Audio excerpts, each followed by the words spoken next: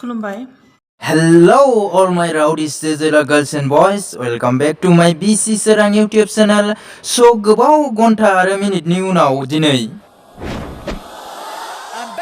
होमबा गार्लफ्रेन्डनि आफाखौ खन'नानै मोनामसुनायखौ दसे दोनथ'नानै इसोरनि मुं लानानै भिडिअखौ जागायनोसै। ओम केरि बाबा। गोसथोलायनाय मानोना बे गोसथोलायनायाव रावबो हेंथानो हाया। गाव गोसोबा गावनो गोसथोनो हायो, गाव गारनोबा गावनो गारनो हायो आरो रावबो गोसथोनायखौ रावबो बादा होनो हाया, बिमा बिफाया होनो हाया। आरो हाबा जायोबा गावनो थांनानै जाहैयो, खारसनहैयो आरो मालाय खोथा लानानै रावबो थांनो हाया आरो गावनि गोसो बायदि खालामो। सोरबा हनै मालाय ओहो दानिफ्रायनो गोसो थोनायनि सायाव स्पिच होलायदों। बिगुरनि 9 मिनिट 42 सेकेन्ड भिडिअआ जाबायदि स्पिडआव भाइराल जादों बिनि बांसिन स्पिडआव दानि मुगानि गथ'फोरनि साननाया सोलायबोगासिनो दं। बसोरखे बेबायदि बैसोआव जों सिगां आइ लाभ इउ होननाय सोदोब खोनाबानो माबा लाजिनानै बिमानि बै दान्दायाव लामना दोननाय दख'नायाव हाबसोनानै थायोमोन जों। आरो बिनानाव स्कुला गाबोननिफ्राय सोलायदो, नों मोजां स्कुलाव थाङाखै नोङो। बे बैसोआ मोजां मोनलायनायनि सायाव रनसाय लिरनायनि सम नङा। बे बैसोआ जनि जनि येस पापा, गाराङाव अमा गाराङा आखाइ, 1 2 3 थिखिनि मोनथाम फरायनायनिसो सम। हौवाफ्राथ' सेल्फिसखा मोनबाथ' लाखागोन बिसोरो। जे गोदान हिनजाव लानो थाखाय सिख्लाखौ फथायनो थाखाय डाइभर्स जाखाबाय, जेबो रिलेसन गैखाला, बिदिथ' बुंखागोन ना बिसोरो। हेलौ आब' एक्सकिउस मी, बे लाइनाव हौवाफोराल' सेल्फिस नङा, बे लाइनाव हिनजावफोराबो खम नङा। बे हिनजाव फिसा 3 4 गोनां हिनजावानो फेसबुक वाट्सएपआव फिसाजोनि फट'खौ होनानै फिसाज्लाजों समान सेंग्राफोरखौ फाथायगासिनो दं। देलायनायखौथ' बुंनांलानो, बिगुरनि माराम जानाय मोखाङाव 18 किल'नि मेकआप पाउडार लागायनानै लिपस्टिक लागायनानै टाउन सहराव थाफ्लि सोमाव बेरायबाय थायो। बिनि उनाव सोरबा बैसोखौ सोंबा मा बुंलायबावगोन बिसोर, आंथ' 20 बोसोरनिसो, माबा बैसो देरसिनबाव, एबार माबा फैबासो 21 बोसोर जागोन होनलायनानै थगायसिगोन बिगुरनि। मबाइल फनाव रायलायनायखौथ' खोनासंथाव जाथारलानो। अह खुसेर बिदैनिख्रुइबो गोदैसिन रायलायो बिगुरनि। सना मना जिरख'नाय आमाय थुखुलनि जिउ, माबा फेफ्रानि जिउ बायदि बायदि होनलायना रायलायथारगोन बिगुर साला।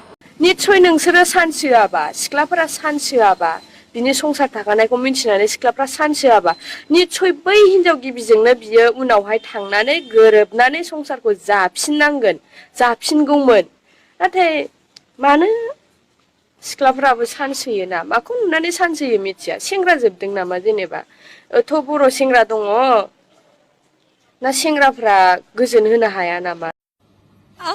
ना मोजां मोननो रोङा ना अननो रोङा? जेनेबा जे सोरबा हिनजाव गोनांखा गथ' गोनांखाफोरजोंसो नोंसोरो बिराद मोजां देखायो, बिराद मोजां। बे खोथाखौ एसे गब्लंस्रि आब'नोबो, सरि बुंनो होननानै गोरोन्थि बुंफ्लांबाय, गेमस्रि आब'नोबो खोन्थानानै हो। बेबो मालिक गोनां न'आव ओंखाम ओंख्रि संनानै जागासिनो दं मालायनि बाहागखौनो। समझ रहे हो? समझ रहे हो आप? समझ रहे हो ना? नों बबेनि जारौ? आङो नैबे बेबिनि। सोर बेबियालाय, मा नाम? बेबिया थ' बबे हौवाया बासिदो। बासिहैदो बबे नोंनि बेबिया? सोरखि हौवाफोरा माबा हाथायाव फाननाय आलु फान्थाव नामा बासि लानो सुवाद? खारबायसो बेबिया। मा खालामबावनो आङो? मा जाखो? मा खालामबावनो आङो? बेबिया आङो खारबाय। दा नों सोरखौ लाबावगोन बिनानाव? दानिया सोरखौ लाबावगोन? सासे नुबाय उन्दैयाव पलिअ जायाबा माबायदि बेमार जायो। पलिअ जायैनि रिजाल्टखौ नुदों दा। बिगुर जेब्ला स्कुलाव गोदो माबा पलिअ दौनो फैबा बेरेंसि सिं टेबोल सिं हाबनानै थानायनि दाया दासो मोनदों। बिनिखायनो आं गासिबो गथ'नि बिमा बिफाफोरनिसिम मोनसे खावलायहरोदि नोंसोरो गासिबो गथ'फोरखौनो उन्दैयावनो मोजाङै पलिअ दौ, नङाबा बे आइजो बायदि जाबायदि बेमार जादों बे बेमाराव नोंसिनि गथ'फ्रा गोग्लैनो हागौ। आरो नों बेहेनसद बेबायदि आखल आरो महरखौ लानानै हौवा नागिरहैबा हौवायाथ' गोजाननि खोथा, हौवाखौथ' मोननाय नङा नों। बिगुरनि हौवानि खोमोन दोंसेबो मोननाय नङा नों, मिन्थिबाय सुथिया साला।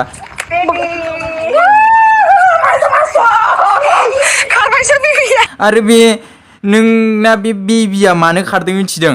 बिगुर बसरिखि बेबो सानदों बेबायदि हिनजावजों हाबा जानायनिख्रुइ साबसिन आं फुरा लाइफ सिंगोल थानायानो साबसिन होननानै नांगौबा आखाइजोंनो खामानिखौ मावलांबाय थागोन होननानै मिथिबाय शर्म करो भगवान से डरो भोसड़ी वालों भगवान से डरो कुछ अच्छा करो लाइफ में हाँ स' गाइस होमबा दिनैनि थाखाय एसेनोसै लोगो मोनफिनगोन थाबैनो गुबुन मोनसे गोदान भिडिअ'आव जुदि भिडिअ'खौ मोजां मोनदोंबा भिडिअ'खौ लाइक बानाय शेयार बानाय आरो कमेन्ट बानाय लोगोसे चेनेलखौ साबस्क्राइब बानायाखैबा चेनेलखौ साबस्क्राइब बानाय आरो खाथियाव थानाय घन्टानि सावगारियाव बुनानै अल नटिफिकेसनाव सेट खालामनानै ला होमबा bye bye see you very soon thanks for वाचिं